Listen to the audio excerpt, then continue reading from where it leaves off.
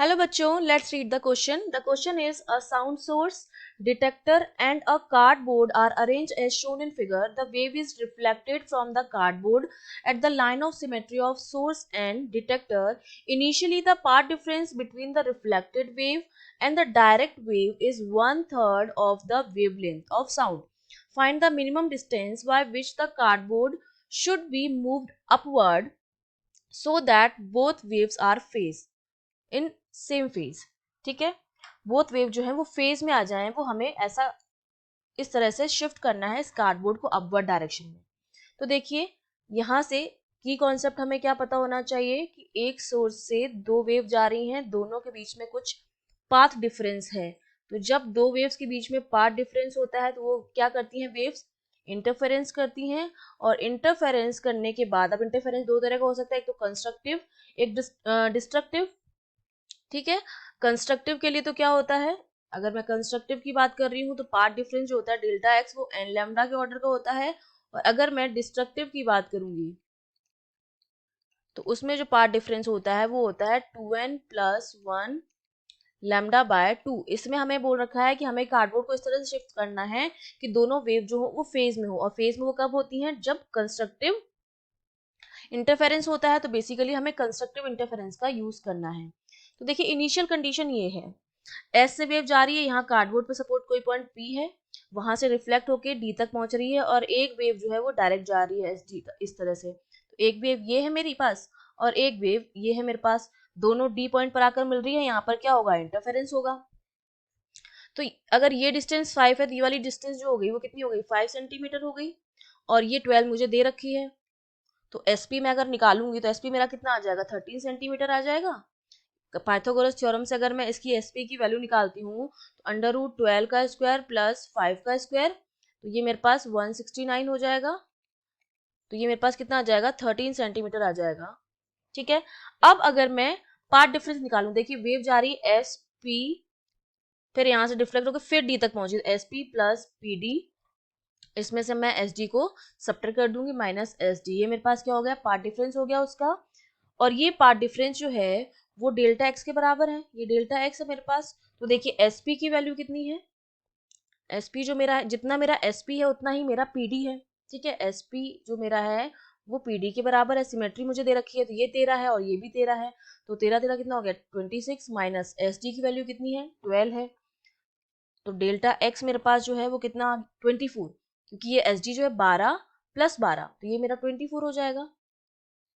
तो delta x मेरे पास कितना आ गया है, 2 सेंटीमीटर। और मुझे दे रखा है फर्स्ट कंडीशन में जो मेरा डेल्टा एक्स है पार्ट डिफरेंस वो किसके बराबर है, लैम्डा बाय 3 के बराबर है। तो यहाँ से लैम्डा की वैल्यू मेरे पास कितनी आ गई, 6 सेंटीमीटर आ गई। ठीक है, ये फर्स्ट वाली कंडीशन। अब मैंने कार्डबोर्ड को ऊपर की तरफ शिफ्ट किया है, ठीक है, एक्स डिस्टेंस, ये मेरी एक्स डिस्टेंस है।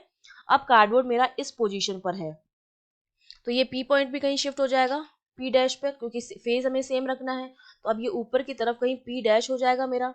तो अब अगर मैं निकालूंगी पार्ट डिफरेंस तो मेरा वो पार्ट डिफरेंस कितना आ जाएगा, S P dash plus P dash D, minus ये एस डी तो सेम रहेगा, डिटेक्टर को हमने मूव किया नहीं, ये मेरा डेल्टा एक्स के बराबर आ जाएगा। तो देखिए, और इस टाइम जो मेरा डेल्टा एक्स होगा वो एन लैम्डा के बराबर आएगा, क्योंकि फेज जो है वो हमें सेम रखना है। तो कंस्ट्रक्टिव इंटरफेरेंस हो जाएगा तो उसको एन लैम्डा के बराबर रखना है, और एन की वैल्यू मुझे 1 रखनी है। तो सबसे पहले देखिए एस पी डैश मेरे पास कितना आ जाएगा, ये आ जाएगा, अगर एस पी डैश की निकालनी वैल्यू, ये 12 था और ये अब 5 + x हो गया है, तो इसकी वैल्यू कितनी आएगी, 12 का स्क्वायर प्लस 5 + x का स्क्वायर का रूट। और जितना एस पी डैश है उतना ही पी डैश डी है, क्योंकि सिमेट्री में चेंज हुआ नहीं तो उसको मैं ट्वाइस कर देती हूँ। माइनस एस डी 24 था और ये मेरा लैम्डा के बराबर आ जाएगा पार्ट डिफरेंस। तो यहाँ से अगर मैं लैम्डा कैलकुलेट करूंगी तो देखिए मेरा लैम्डा जो है वो कितना आएगा, ये मैं माइनस कर दूंगी, ये 2 उधर जाएगा, ये 12 का स्क्वायर प्लस 5 + x का स्क्वायर माइनस 12। तो इसको जब मैं सॉल्व करूंगी तो ये हो जाएगा 225 माइनस 144, जो मेरा 81 के बराबर आता है। ठीक है, ये वैल्यू मेरी क्या आ रही है, रूट में आ रही है। ठीक है, तो मेरा लैम्डा जो आ जाएगा, दिस इज सॉरी 8, 225 माइनस 144, ये जो वैल्यू आपके पास आ जाएगी that is coming out to be, यहाँ पर जब मैं लैम्डा सॉल्व करूंगी मुझे x की वैल्यू सॉल्व करनी है, ठीक है। लैम्डा तो हम निकाल चुके हैं, यहाँ पर x की वैल्यू आएगी 5 प्लस एक्स स्क्वायर जो मेरा आएगा। यहाँ पर जब हम सॉल्व कर रहे हैं तो देखिए वैल्यू मेरे पास कितनी आ जाएगी, लैम्डा हमें गिवन है तो लैम्डा की वैल्यू हम पुट कर देते हैं, ठीक है। लैम्डा कितना हमने कैलकुलेट किया था, 6 सेंटीमीटर, तो ये हो जाएगा 6 और equals to root of 12 square plus 5 plus X का स्क्वायर माइनस 12, ठीक है। तो यहाँ से x की जो वैल्यू मेरे पास आ जाएगी, क्योंकि अब ये जो मेरे पास बचेगा ये बचेगा 5 प्लस एक्स का स्क्वायर, ठीक है। वो मेरा हो जाएगा 225 माइनस 144 के बराबर। तो ये 5 प्लस एक्स का square that is equals to 81। तो x जो मेरे पास आ जाएगा वो आ जाएगा 4 सेंटीमीटर। ये मेरे पास x की वैल्यू आ गई है कि हमने उसको कितना ऊपर शिफ्ट करें कि फेस जो है वो सेम फेज में रहे, पी डैश वाला पॉइंट आ जाए, तो हमारा आंसर हो जाएगा 4 centimetre. I hope you understood well, all the best.